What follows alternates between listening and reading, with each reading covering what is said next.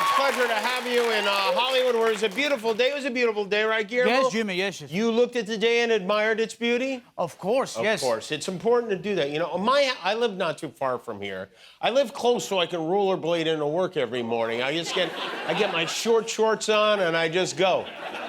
And every morning in my backyard, there's a bird. This has been going on for months. This little bird sits on my pizza oven, and I videotaped it, and it attacks its own reflection. Just over and over again, it pecks away at what it thinks is another bird all day, every day. This bird never learns. And I get a kick out of watching it. I sit there, but then this morning it occurred to me that that bird, that dumb, aggressive bird, pointlessly bumping into its own, is basically me doing this monologue about Donald Trump every night. I'm just banging my beak against the wall. The stock market was down bigly again today. We're not even 100 days into this. The level of chaos, confusion, and just flat-out cruel and criminal behavior is staggering. As you probably know, the Supreme Court ordered the White House to return this man, Kilmar Abrego Garcia, who's been living in Maryland for 14 years. He's got a wife. He was abducted by ICE and mistakenly deported to El Salvador from the United States. The Trump administration even admitted that they deported him by mistake, but they won't bring him back. They refuse to bring him back. They won't even let him come back. They're ignoring the Supreme Court that voted unanimously against them on this, and even blocked a senator from Maryland, Chris Van Hollen, who went to El Salvador to get him today. The government would not allow them to even meet, and that's why I feel like a bird, I guess. So we're all just angry little birds while this lunatic just pulls things out of his ass. Trump, who seems to be doing about 12 interviews a day now, sat down with Fox News en Espanol, Fox Noticias, and vomited out a new idea to have immigrants deport themselves. We're going to have a self-deportation program, which we haven't even announced yet. I guess I'm announcing it to you. Why not, Rachel? Here it is.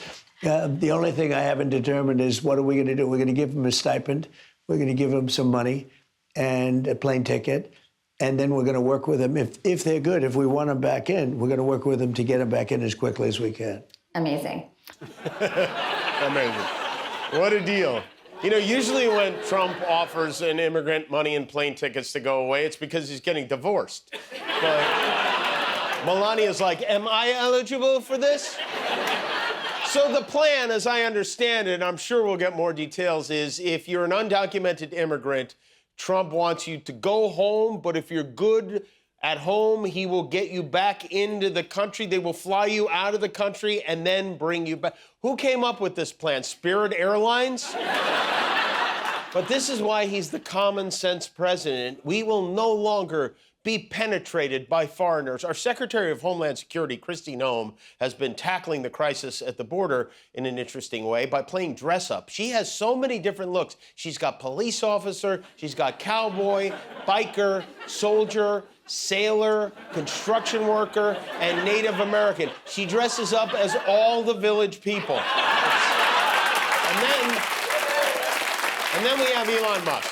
Elon Musk is the subject of an investigative report into his harem of baby mamas. The Wall Street Journal, of all places, published a bonkers account of Musk's efforts to seed the world in his own image. The story said he's been using his social media platform to recruit women to carry his children, and then he buys their silence with multi-million-dollar non-disclosure agreements. Who said romance is dead? You know? It is believed that Elon has fathered at least 14 children, and based on this photograph, he may have given birth to them, too. He's carrying a few around in his pouch like a kangaroo. Sources told the Journal they believe there could be more mini Musks out there, many more mini Musks. You've heard of Alien versus Predator? Elon might be both of them.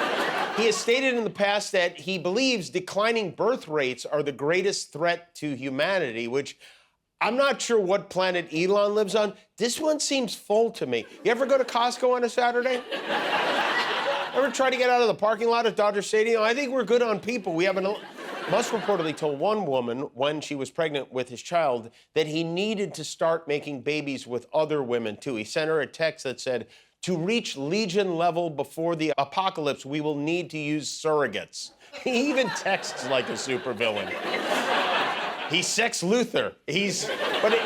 It is kind of sweet, I guess. Elon loves babies. I mean, he spent $300 million to get one elected president. He loves them so much. I mentioned last night, thank you, that the White House is at war with Harvard University. Trump has frozen now $2 billion worth of funds for Harvard until they agree to a thorough de-woking. And today we learned that the IRS is taking steps to revoke Harvard's status as a tax-exempt university. One of the reasons Trump claims he's lashing out is Harvard's failure, in his opinion, to crack down on anti-Semitism. Fox and Friends have been hammering Harvard pretty hard on that, too, because, well, as you could see this morning, those hosts of that show have a deep connection to the Jewish community. This is coming from their side. Not the courage to put their name on it, but a Biden campaign worker. A former campaign worker says it takes a special level of chutzpah as the man most responsible for re-electing Donald Trump to decide it's your voice that is missing in this moment. No, it's a special level of chutzpah, indeed. I'm guessing Ainsley didn't host a Passover dinner this year. Speaking of chutzpah, pillow man Mike Lindell is looking for a new place to put his pillows. A Minnesota court ordered his company, MyPillow, to vacate their warehouse. They have been evicted due to multiple months of unpaid rent. But the good news is his internet show is running like a well-oiled Smartmatic voting machine. I can't hear it. Hi, Mike, can you hear me?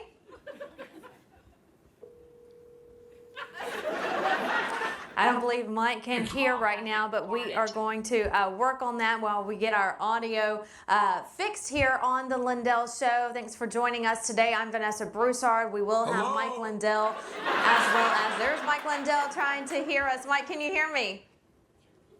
No. Poor Mike, he may be the only person on earth whose life was better when he was smoking crack. We should check in with him, right? We should check in with him. Yes, he's an old friend. Let's go live now to somewhere in Minnesota to the MyPillow man, Mike Lindell, who, oh, hey, Mike. What? Mike, where are you? Jimmy, I'm camping out in my ice fishing shack. It's all I got left. Now, Mike, from the looks of it, it looks like it might be a little cold in there, huh? Huh? Oh, the Yeah. headlights. Oh, Yeah. let me turn them off for Okay, you, yeah. huh? No. You want me to snip them? I No, can snip don't, them off please if don't it's snip better them. for the whole audience. Mike, please don't do that. I'm just checking in because I heard you got evicted from your warehouse. Oh, that's true. Well, where are you keeping everything now? Where are you storing your pillows, your merchandise? Where? I got hidey holes all over the county. There's my neighbor Dave's hayloft. There's the basement over at the VFW. I got a nook in an abandoned Blockbuster video store. I even cleared out my doomsday bunker. Oh, you have a doomsday bunker? Of course I do. I keep for when the woke Antifa dirty bombs Minneapolis for not having a trans mayor. Well, I don't think that's gonna happen. And it's gonna happen! All right. Well, it looks like you're having a good day fishing, at least. There's a lot of fish. What do you use for bait when you're fishing in that shack? Oh, depends. If I'm going for largemouth frog trout, I use pork jerky. If I'm fishing for the Minnesota honkjacks, I use dynamite. And if you want a lady-lipped hornpout, you gotta get in there and noodle it yourself. Come on, you birdie mouth. I didn't know you were a noodler. They're biting today. They're biting today, Jimmy. Is noodling, wait, is ice fishing with your hands legal in Minnesota? You're dang right it is. Well, at least nothing's illegal no more since that S of a B, Elon Musk, fired all the fish and game wardens. Oh, wait, so you're not a fan of Elon Musk? Oh, the heck no, hell no, I ain't. Oh. He's up there getting all snuggly in the ovary office with Donald J. He's probably trying to unofficially inseminate him, too. Oh, my, wait, well, hold on. Are you saying that you're worried Elon Musk is going to get Donald Trump pregnant? Oh, heck yes. Like I said before, Elon's been babying up everything with a hole. He's fixing to secure his bloodline as the next in succession for the presidency of the U.S. of A.I. I don't know, Mike. I don't think you have to worry about that. But when I sees them together, it breaks my heart. I know I can't give him a baby on account of the snowblower explosion that took the nib right off of my mommy salami clean off. Yeah, Look what I'll show you. Look what it did to me. Look what it did to me. Please, I just hope they were able to sew it back on. Oh, they wanted to, but I used it for bait instead. Yeah, I got most of it here. That's how I reeled in a 43-pound spotted McAdoo right here. Oh, is that a spotted McAdoo? They got sweet mouths like a good lady. I'll talk to you later tonight, huh? Okay, yeah. Now, oh, wait, you really hate Elon. I hate him so much. Oh, look at me, I'm Elon. I never blink. I live in outer space. I fired a bunch of people. Well, Jimmy, I can fire way more people than that clown. I fired my own nephew, Juno, from being my nephew. What? Wait, what? You fired your nephew from being your nephew? You know how legally you can't testify when you're up against your own nephew? No. Well, you can't, so long as you're related. So I had to get divorced from him. Wait, but why were you testifying against your nephew Juno? Because he's the one that exploded a snowblower, and now I'm missing a chunk of peen. Here, I'll show it to you. Don't show us. We don't want to see that. Juno, get out of my ice hole. Juno. It's time for you to pull out for once and for all. Juno. Get down there. Juno, oh. Jimmy, is it time for me to give that promo code? No, we don't have time for a promo code tonight. Hi, everybody. I'm Mike Lindell. Do you have trouble sleeping like I do? Is every night a terrifying, blood-soaked roller coaster through every circle of hell? Do you long for a deep, restful sleep that's only a stone's throw from the brink of eternity? Me too. That's why I invented the carbon monoxifier. No, wait, hold on. What is that? Well, it's a humidifier, but it's a humidifier, but it's for monoxide. Trust me, Jordy. It's the deepest sleep a feller can get outside of running the Ford Festiva in the garage. Okay. Use promo code Tailpipe Dreams for 15% off and tell the computer Mike sent you. Okay, Mike. May he rest in peace. All right, Mike Lindell, everybody. Thank you so much for whatever that was. Guillermo, do you know how many subscribers we have on YouTube now? 20 million. That's right. Yeah, that's why we're wearing these glasses. Thanks for being a subscriber. If you're not, help us get to 20,000,001.